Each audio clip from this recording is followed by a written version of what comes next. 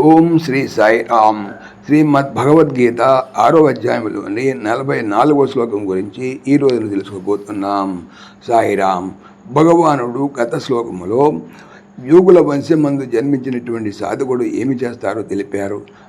ఏమి చేస్తారంటే పూర్వము తాను అసంపూర్తిగా వచ్చినటువంటి యోగమును పూర్ణసిద్ధి కలుగు వరకు తిరిగి సాధిస్తాడు.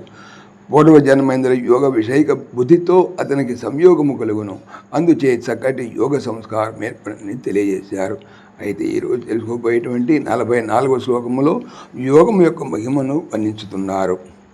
పూర్వాభ్యాసేన తేనైవ హ్రియతే హ్యవసోపి సహ జిజ్ఞాసురపి యోగస్య శబ్ద బ్రహ్మాతి వర్తతే.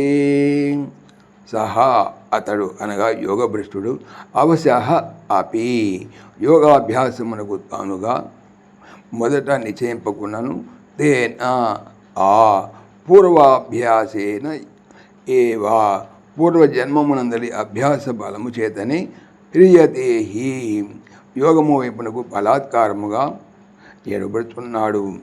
యోగస్య యోగం యొక్క జిజ్ఞాసు అపి తత్వము ఎరుంగ తలంపు కలవాడైనంత మాత్రముచే శబ్ద బ్రహ్మ వేదమును అనగా వేదోక్త కర్మానుష్ఠాన ఫలమును అతివర్తతే అతిక్రమిస్తున్నాడు, అంటే దాటివేస్తున్నాడు. అతడు అనగా యోగభ్రష్టుడు యోగాభ్యాసమునకు తానుగా నిశ్చయింపకుండాను పూర్వజన్మమునందలి అభ్యాస ఫలము చేత యోగము వైపునకి ఏర్వబడుతున్నాడు. యోగము ఎరుగ తలంపు కలవాడైనంత మాత్రము చేతనే అనగా యోగాభ్యాసము చేయ నిశ్చయించిన మాత్రము చేతనే వేదములందు చెప్పబడినటువంటి కర్మానుష్ఠాన ఫలమును మానవుడు దాటివేస్తున్నాడు.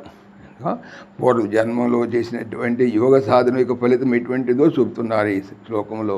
ఈ జన్మయందు యోగమును గురించి తానుగా ఏమీ అనుకున్నప్పటికీ మానవుడు పూర్వ సంస్కార ప్రాబల్యము చే యోగము వైపునికి ఏడవబడుతున్నాడు. సంస్కారం యొక్క ప్రాబల్యం ఎటువంటిదో చూడండి. సాయిరామ్. జై శ్రీకృష్ణ. ఈ ఛానల్ సంబంధించిన పూర్తి వివరణ డిస్క్రిప్షన్లో చూడవచ్చును.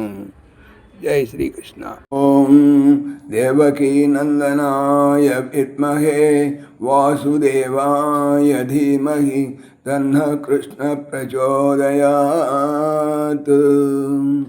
ఓం సర్వం శ్రీకృష్ణార్పణమస్తు. జై శ్రీకృష్ణ. జై జై శ్రీకృష్ణ. ఆత్మీయులకు మనవి, ఈ ఛానల్తో పాటుగా భగవానుడు అనంత మహిమల శ్రీ సత్యసాయి అనేటువంటి మరొక ఛానల్ను నా చేత చేయిస్తున్నారు.